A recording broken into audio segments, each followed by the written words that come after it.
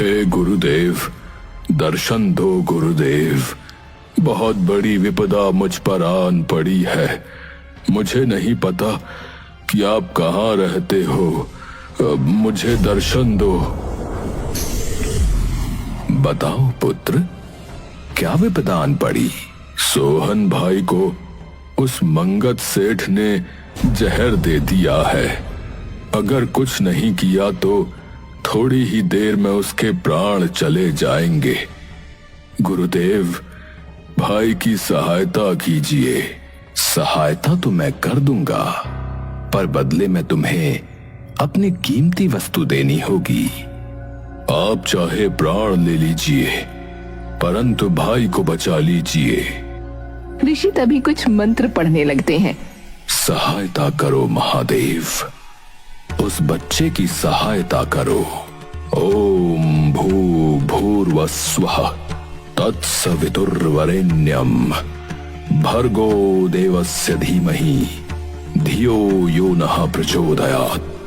तभी सोहन को होश आ जाता है। वो देखता है कि वो गांव की नहर में है। हाँ, मैं यहाँ कैसे आया? तभी सोहन नहर से बाहर आता है। अरे, मैं यहाँ कैसे आया? और हरिया कहाँ है? फिर सोहन मंगत सेठ के घर की ओर चल पड़ता है। यहाँ भी नहीं है। सोहन को घर के बाहर खड़ा देखते ही शबाना और मंगत दोनों का सर चकरा जाता है। अरे, ये कैसे यहाँ आ गया? भूत है उसका। हे भगवान, अब क्या करें? ये पक्का अपने कागजों के लिए आया है। मैं एक तांत्रिक को जानती हूँ, उनके पास चलते हैं। वो इन सब का इलाज अच्छे से निकाल सकते हैं।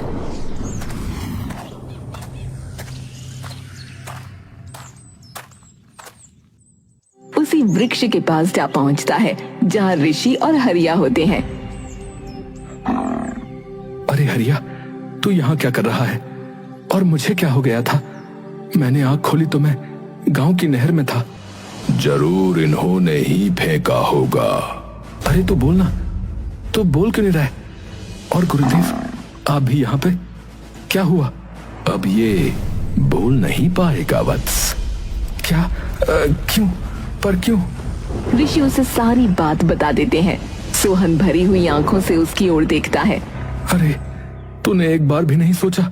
इसने तो यहाँ तक कह दिया था कि भाई को बचा लो, भले ही बदले में मेरे प्राण ले लो।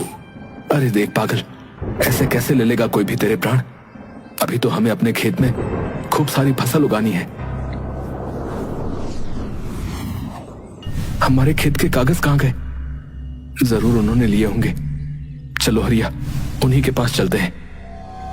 ओम ऐं ह्रीं क्लीं चामुंडाय विद्महे नमः। ओम ऐं ह्रीं क्लीं चामुंडाय विद्महे नमः। तुमसे क्या चाहती है अब वो? मेरी जान लेना। चिंता मत करो पुत्र, जब तक मैं हूं वो आत्मा तुम्हारा कुछ भी नहीं बिगाड़ पाएगी। बाबा, आप हमारे साथ चलो। मुझे पक्का पता है वो हमारी जान लेने फिर से हमारे घर आएगा। पर वो तुम्हें मारना क्यों चाहता है? हमें क्या पता बाबा जी। ठीक है, मैं तुम्हारे साथ चलता हूँ। वहीं भस्म कर दूंगा अपनी भभूत से उसे। मंगत और शबाना सोहन को आता देख बिदक जाते हैं। बाबा जी देखो, वो चला आ रहा है सामने से। तो हम तो अंदर जाकर छुप रहे हैं। ठीक है। ओम ह्रीं क्लीं चामुंडाय नमः। ओम ह्रीं क्लीं चामुंडाय नमः। अरे अरे बाबा जी, ये क्या कर रहे हैं आप? तांत्रिक ये देखकर एकदम से चौंक जाता है। हाँ? तू तो भूत नहीं है। मैं इंसान हूँ बाबा, भूत क्यों हूँगा मैं? तभी वो तांत्रिक उन्हें सारी बात बताता है। ओम ऐं ह्रीं क्लीं चामुंडाय विद्महे नमः। झूठ, मैं कोई भूत वूत नहीं हूँ। और मारना ये लोग चाहते थे मुझे, और मार भी दिया था। वो तो शुक्र है मेरे हरिया का। सोहन भी उन्हें सारी बात बता देता है।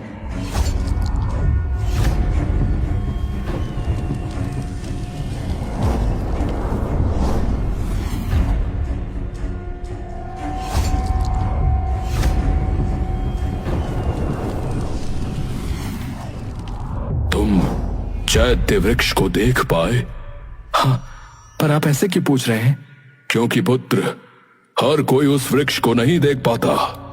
अरे दिव्य है वो वृक्ष, अत्यधिक साफ मन होना चाहिए उसे देखने के लिए। मतलब तुम सत्य बोल रहे हो, इन्होंने सच में तुम्हारे साथ ये सलूक किया। रुको, मैं अभी इनसे तुम्हारे कागज निकलवाता हूं, और वो भी सूद समेत ब्याज के साथ। वो तांत्रिक अंदर जाता है।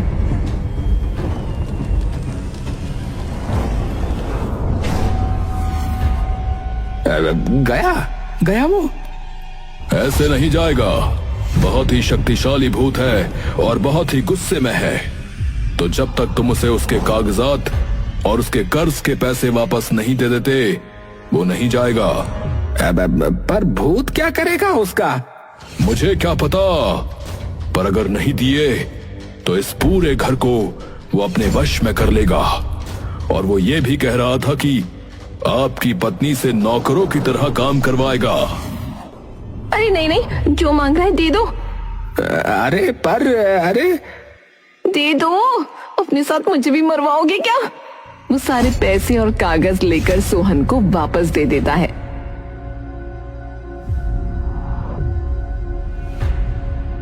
वैसे ये जीवित है, भूत नहीं है वो। है? क्या? तो हमारे पैसे तो वापस दे दो। कोई पैसा वैसा नहीं मिलेगा, जो करना है वो करो। और पुलिस में गए तो याद रखना, तुम ही फंसोगे। धन्यवाद पापा जी। चल रहे हरिया अपने खेत में।